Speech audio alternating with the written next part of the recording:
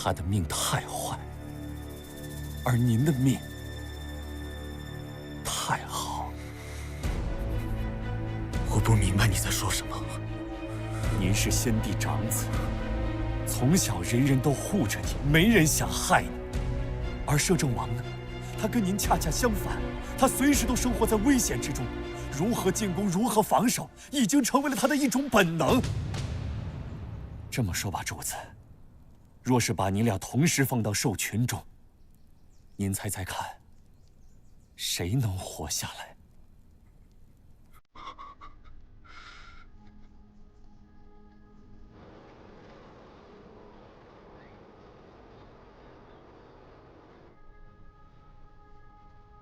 景汉，景汉，萧启汉，你怎么喝成了这个样子？你知不知道现在是什么节骨眼？我费了多大的劲才到你这儿来，想看看你有什么计谋。可你倒好，你在这灌黄汤，你！我说，我这不是灌黄汤，我这是在写详表啊！哎，我说，你看我这个详表写的怎么样啊？我这个详表写的怎么样？你听我说啊！不用说过去。秦汉，你要知道，现在朝中还是有人愿意支持你的。你就打算这么认输了吗？不认输，怎么能认输呢？怎么能认输呢？不是认输。再说，我什么时候赢过？王叔，你知道吗？我恨我自己啊！你知不知道，我竟然跟那个和尚有一样，我舍不得我这条命。我现在就剩下4个字了：醉生梦死。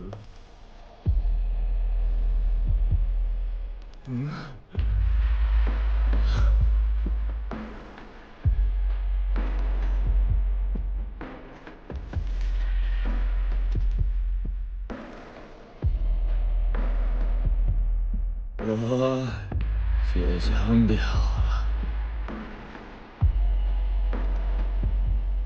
我写详表了。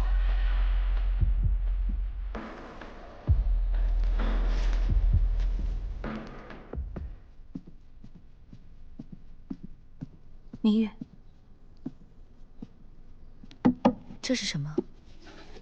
这是陈王妃差人送来的，说是府里的绣工刚做的新样凤头鞋。这又不是我的生辰，怎么会送这个过来？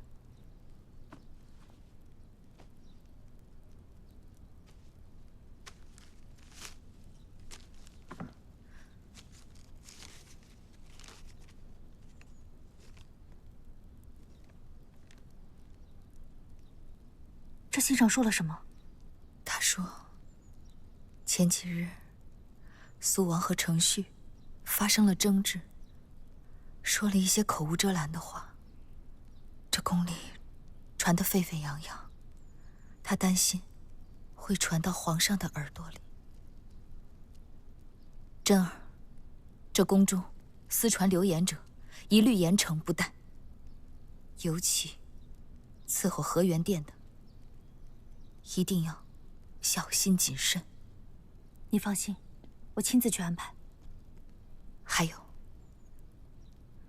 程旭那脾气，若听到了这些流言蜚语，还不知道会做出什么样的事情来。这样，我写封信，你出宫送给他，务必替我好好劝劝。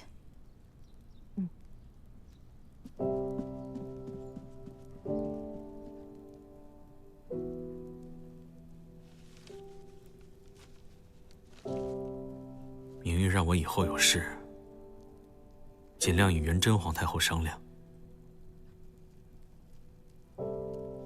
晨儿，你回去帮我告诉她，让她不用担心那些流言，我自有办法，让那些人乖乖闭嘴。郡主说，此事殿下还是不要亲自出面为好。倘若殿下亲自出面，很有可能会更加遭人非议。我们因为朝中事务，在朝中相见，那是光明正大，何须回避躲藏？我们从未逾矩，又何必畏惧被人非议？殿下所言极是，只是殿下也要考虑考虑郡主的感受。郡主不仅是太后，更是一位母亲，遇事也得体谅陛下的感受啊。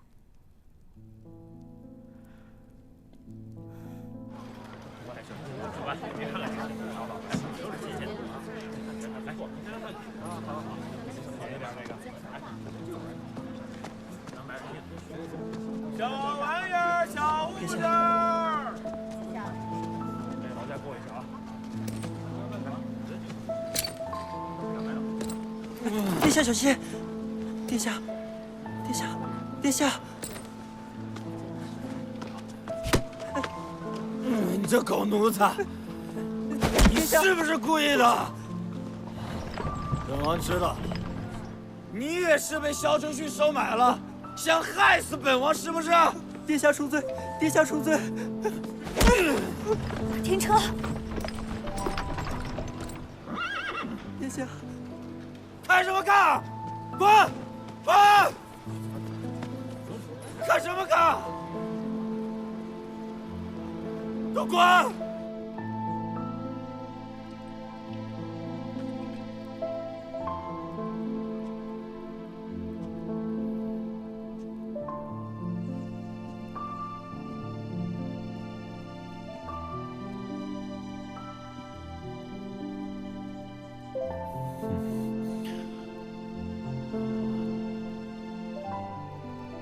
你来干什么？和其他人一样，来看我笑话。现在你看见了，拜你心上人所赐，我萧启汉现在是众叛亲离，成为全天下人的笑柄了。殿下身为皇亲贵胄，竟然当众失态。倘若殿下真的不想被人笑话，理应自尊自重。殿下，不要再和摄政王斗了。倘若你这么斗下去，最后输的人也只会是你自己。你就是看不起我，你就是觉得我这辈子斗不过他，是不是？殿下还不明白吗？早在先帝驾崩、陛下登基的那一天开始，一切都已经成为定数了。殿下想要的，从前得不到，以后也不会得到的。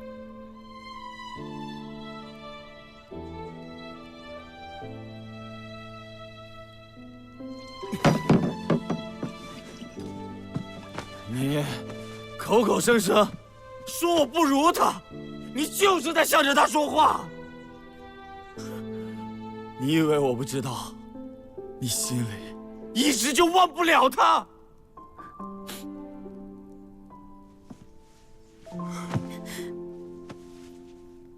我不想看见你走。走啊！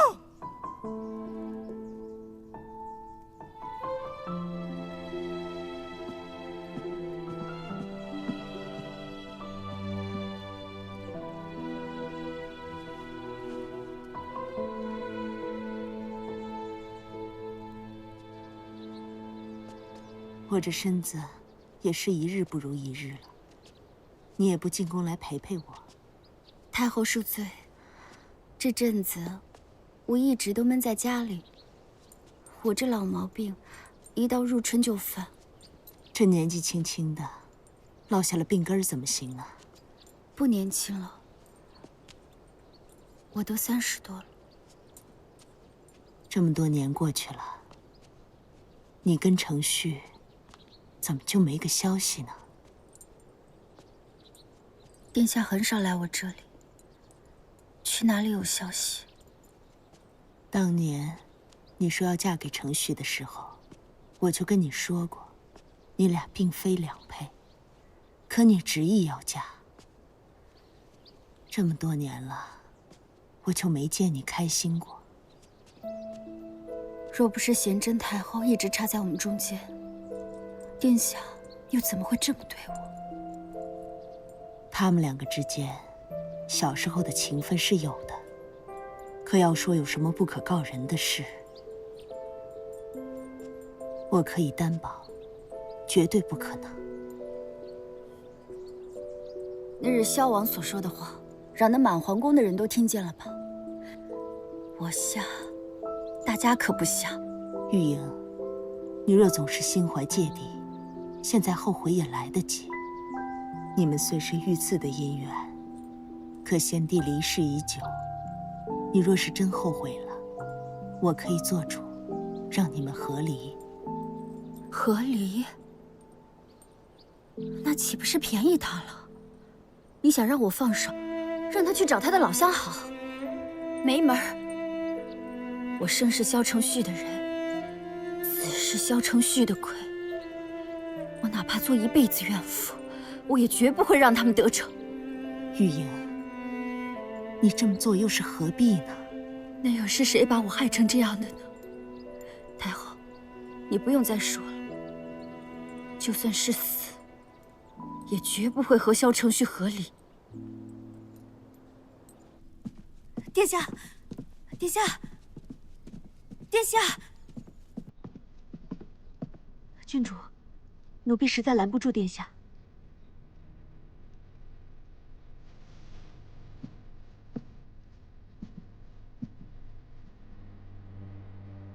我不是不让你来了吗？父王都那么说了，我们必须谨言慎行。我还要如何的谨言慎行？无论我做什么，他们都有的说。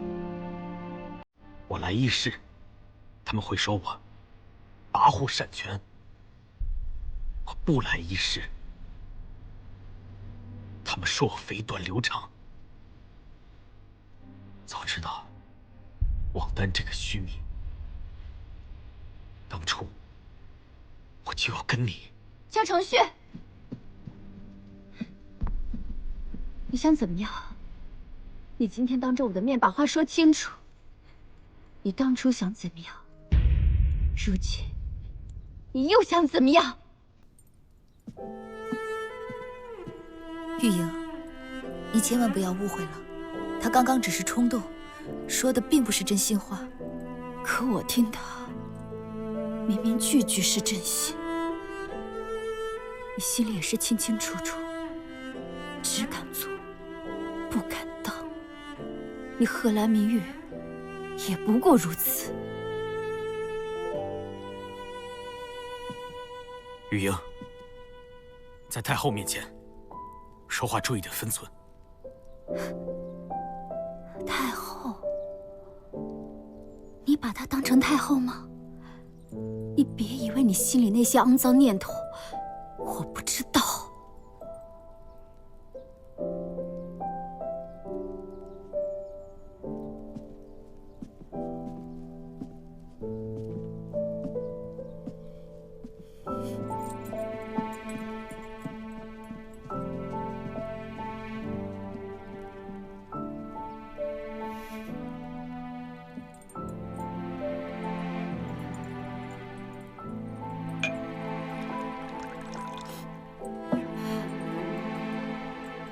早知道王丹这个虚名，当初我就要跟你。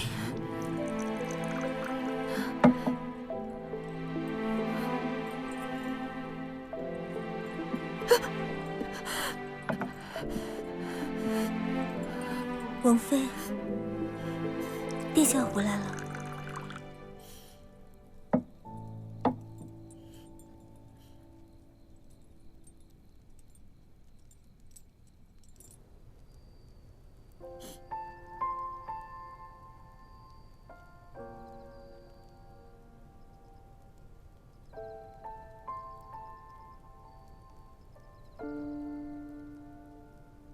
其他人的目光，我倒不在意，但是皇上，我不能不在意。如今，他跟你不和，我不想他再因为这件事情怨你、恨你。你还想要我退到哪里去？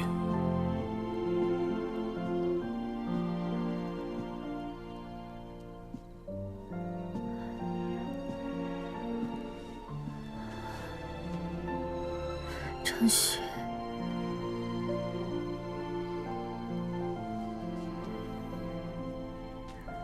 余阳，你喝多了。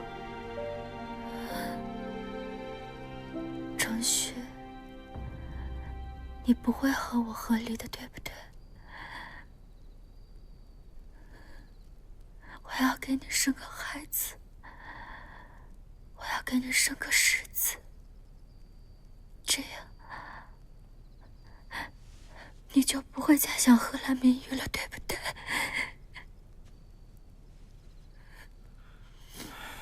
余阳，你喝多了，别胡说。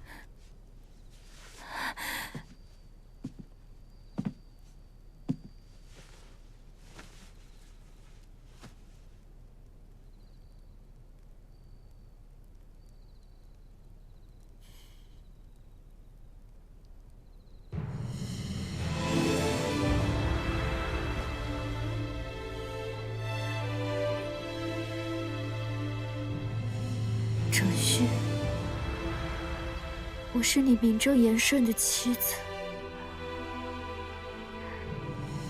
你的心里只能有我一个人，你不能赶我走。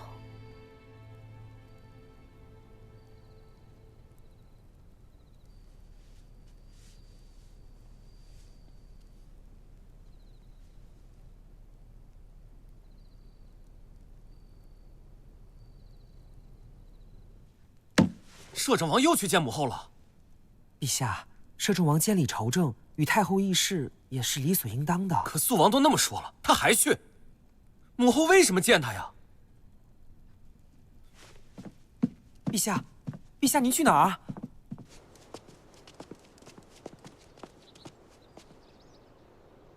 陛下，您这说是来看太后，到了跟前又不进去，咱这到底是见还是不见呀？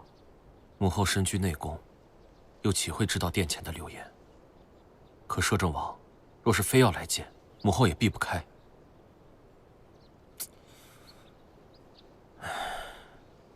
倘若朕不管不顾地质问母后，还会伤到母后的心。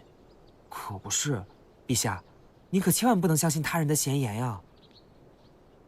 可摄政王总该一清二楚吧？他还非要来，他就是不怀好心，连累了母后的声誉。不行，朕非得找个办法治治他，让他知道，这是朕的家，容不得他这般来去自如。摄政王殿下，雍林使节觐见。摄政王殿下，万福金安。阶下有礼。节使这次过来是为了雍林世子的婚事而来吧？摄政王殿下料事如神，臣乃奉雍林王之命，特来为雍林世子请一大圣皇室宗亲之女结姻，以结大圣雍林世代之好。此事还请摄政王殿下定夺准允。大圣和雍林亲上加亲，可谓大喜。大圣也早有此意，不过世子乃是贤贞皇太后的亲侄儿，这桩婚事那也是家事。阶下何不随我觐见贤贞皇太后，请贤贞皇太后来择定世子妃的人选？雍林王亦有此意，臣静听摄政王殿下安排。请，请。深宫内院乃宫眷居所，摄政王请止步。你是侍奉先帝祠的嬷嬷，胡闹什么？还不让开！老奴侍奉先帝祠，管理宫内祭祀之意，时刻铭记敬天法祖、天地君亲师之道。摄政王所行并非通途。殿下请回。放肆！退下！皇天后土，先帝在上，摄政王请自重啊！长宁殿乃皇太后居所，皇太后本为先帝遗孀，摄政王怎可毫无顾忌随便踏入？殿下，这……哎呀，陛下，嬷嬷是在教摄政王礼义廉耻吗？原来，这一切都是陛下安排的。陛下莫要胡闹，臣有急事向皇太后禀报。这位乃是……朕不觉得摄政王有什么事是非得跟母后商量的，反倒觉得嬷嬷们说的对呀。摄政王连礼义廉耻都不懂的话，不如再听听。摄政王殿下，自古以来君臣之礼不可废，君有君道，臣为臣道，怎可君不君，臣不臣，道不明，理不合？都给我住口！臣奉雍灵王之命来使，拜见皇太后。像什么话？当着雍林使节，将大圣颜面丢尽，这多亏了是雍林的使节，不会出去乱传什么，不然你今日该如何收场？朕又不知道那个是雍林使节，而且使节来访，摄政王为何又不通禀于朕？再说了，若不是摄政王平日里所行不端，祭祀嬷嬷怎会如此？他们是实在看不下去才这样，与朕无关。陛下此言何意？臣平日行事，若是有谁以为我不端不正的话，可以叫他过来与我当面对质，一一说个清楚。臣绝不会做了蠢事不认，有违君子所为。启源，你行这般糊涂事，荒唐至极，还敢强词夺理，还不快向你九皇叔认错！母后，为何你每次都偏向摄政王啊？莫非？莫非什么？你想问什么？朕不想问什么，朕也没觉得自己有错。启源，回来！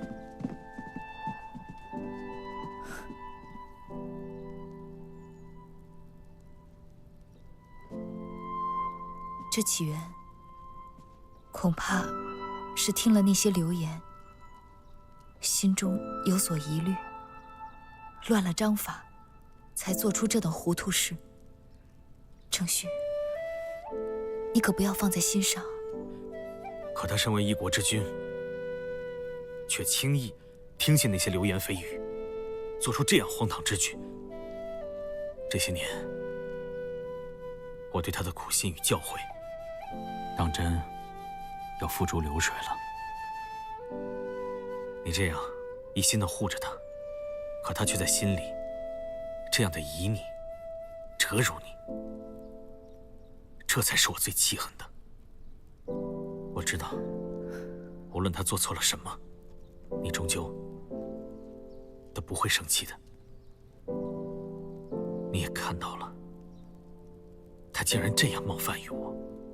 如果他再这么荒唐下去的话，明月，你休要怪我，我定会给他一个好好的教训。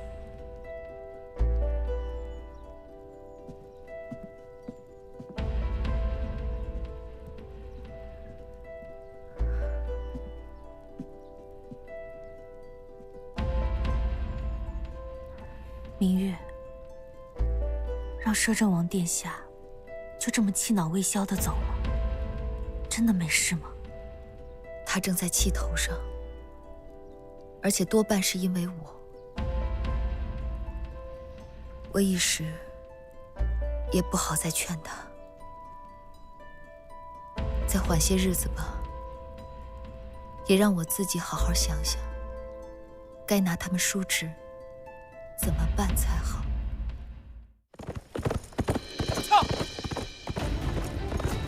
你行这般糊涂事，荒唐至极，还敢强词夺理，还不快向你九皇叔认错！驾！陛下，陛下危险啊！陛下，撤！别跟着朕走！撤！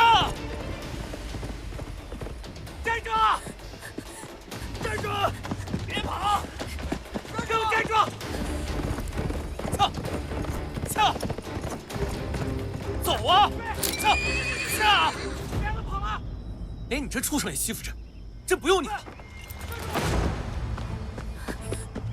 别跑！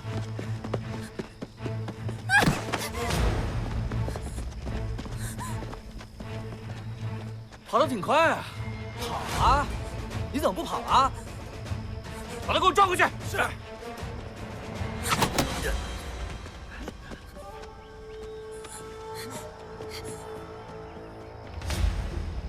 当今皇帝之下，还有你们这帮杂碎横行，还不快滚！臭小子，你知道我是谁吗？我爹可是林少府，我劝你少管闲事儿。本来我不知道，现在知道。芝麻官的少，都给我站！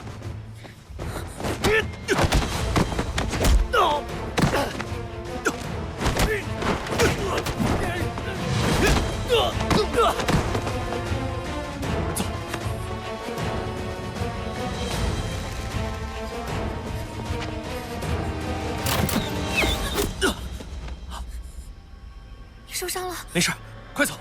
给我追！走！驾！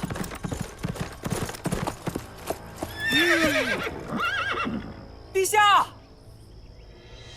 我有办法脱困，把你的簪子给我。去哪儿了？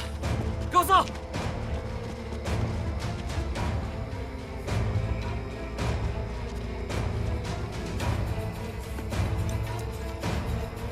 这个簪子好像是那个小娘们的，他们肯定往那边跑了，追！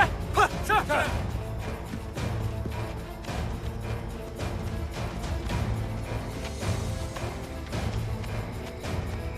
走。陛下！陛下！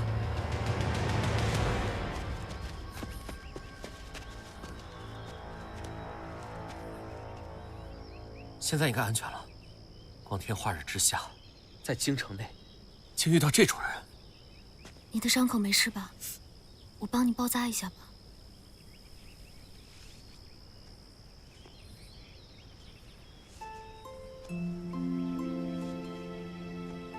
臣女董若萱参见二位皇太后。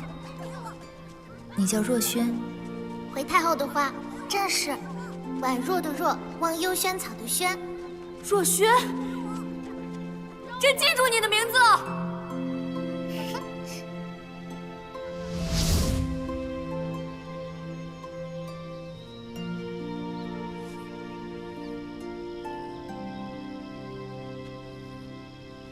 若萱，若萱是我的闺名。小女子董若萱，多谢公子大救之恩。你是董若萱？董一之是你什么人？你认识家父？真的是你？我们小时候有过一面之缘啊，你不记得了？陛下，这个给你，这是糖滋梅，很甜的。每次我要是摔伤了或者不开心了，只要吃一颗，一点坏情绪都没有了。陛下，你喝了药就吃一颗，就不会觉得苦了。小女子从小就离开了京城，不知公子是哪位？我就是个无名之辈，你不记得也正常。我姓黄，叫黄元，这回你可别忘了。黄公子，我记住了。你的伤可还疼？还是疼。这可如何是好？要不我去找人帮忙？不行，万一你又被他们发现了怎么办？要不这样，我们就在这儿休息一下吧。可是这天色就要黑了，这荒郊野岭的，我们又没有吃的，你又有伤。若萱姑娘，我相信老天是不会饿死我们的。要不你去那边，看看有没有什么野果子可以采来果腹。我去看看。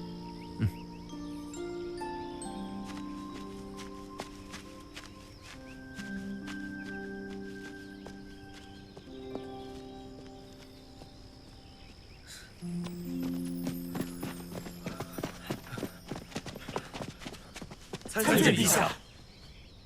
末将来迟，陛下受伤，末将罪该万死，还请陛下治罪。行了，起来吧。陛下，您这伤……你们一会儿都给朕退出1里地外，千万别让人发现了。陛下龙体受损。小林子，朕都说了，朕没事。对了，还有一个事情，你们去把林少府的儿子抓起来，送大理寺。还有德安，在。一会儿给朕打2只野兔子，要嫩的。啊？没听见？哦，是。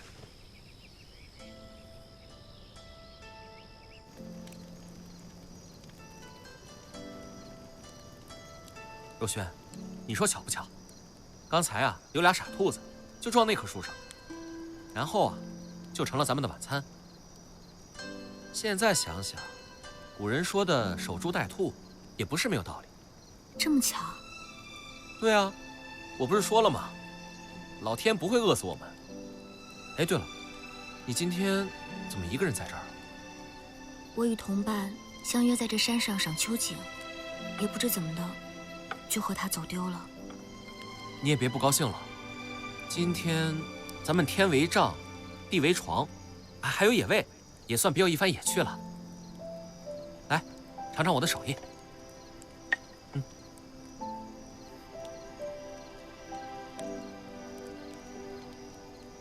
怎么样？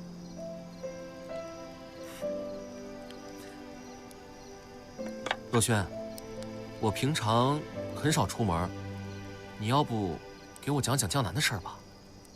江南，江南这个季节想来是蟹膏最肥美的季节了。每次到这个时候，我爹爹都会带我去湖边钓螃蟹。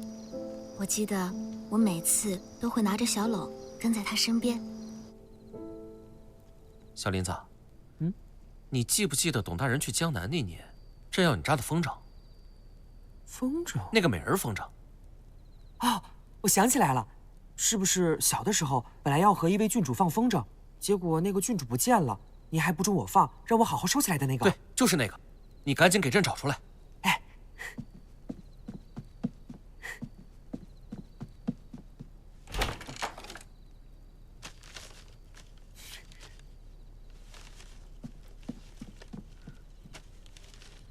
对，就是这个。小林子，你知不知道，今天你见的那个郡主是谁呀？谁呀？是若轩。若轩。真没想到，他父亲董一之，居然调回京城了。真的啊？你说，如果母后召若轩进宫的话，她看见了朕，是不是会吓一跳？算了，既然我们能再相见，就一定是缘分。小的可算是又看到您喜笑颜开了。您都不知道，那天怒气冲冲冲出去的样子，差点没吓死我。朕都忘了，朕还跟母后怄气呢。咱也有时候没去长云殿了吧？陛下这脾气，说风就是雨的，旁人哪摸得透啊？陛下，要我说，咱们就别再跟太后怄气了。小林子，那你知道朕为什么怄气，为什么高兴吗？陛下的心思，小的哪猜得透啊？猜不透就对了。要是你都猜透了，那天下人就都把朕看透喽。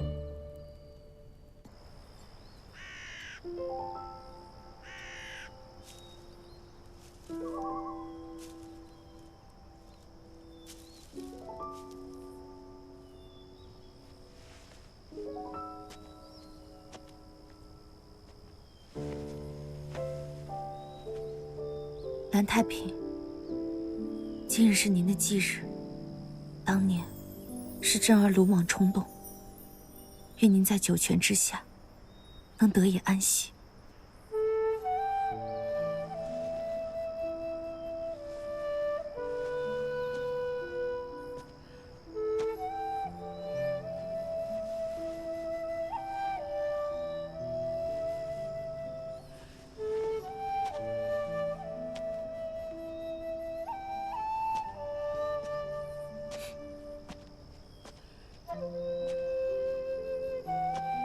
林真儿，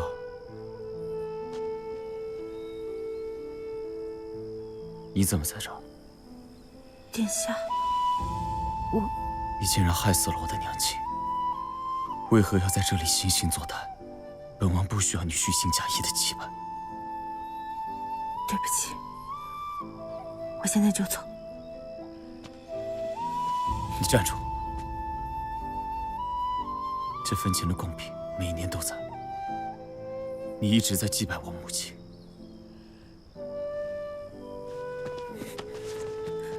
把话说清楚。殿下想让我说什么？我在街上，师太出朝，关你什么事？为何你要送我回来？为什么要关心我？为什么要每年来假意祭拜他？林真儿，你到底在想什么？我当年因为护主心切，导致蓝昭仪对此事，我一直都很……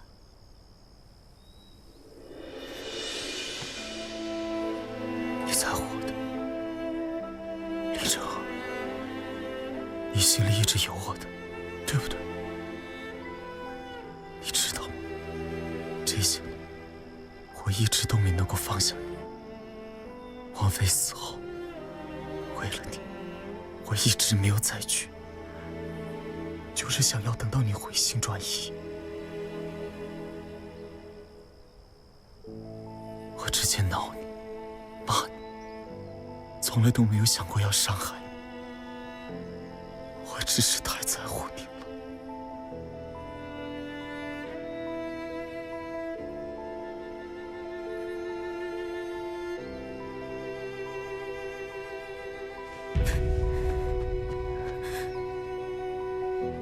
我很感谢殿下对我的深情厚谊，但是我对殿下从未有过男女之情。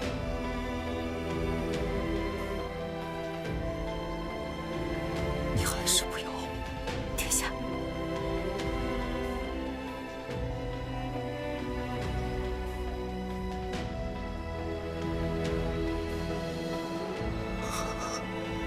好了，天上，我不恨你了，我不想再恨你。我还是很感谢，这辈子能让我遇见你，是你让我明白了，得不到的，终究是得不到的。对不起。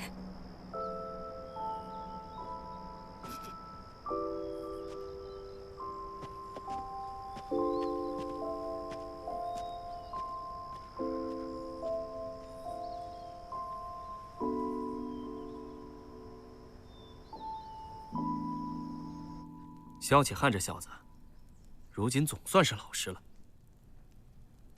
反正权力都在我手里，这一步之差，有时我觉得也并没有那么重要。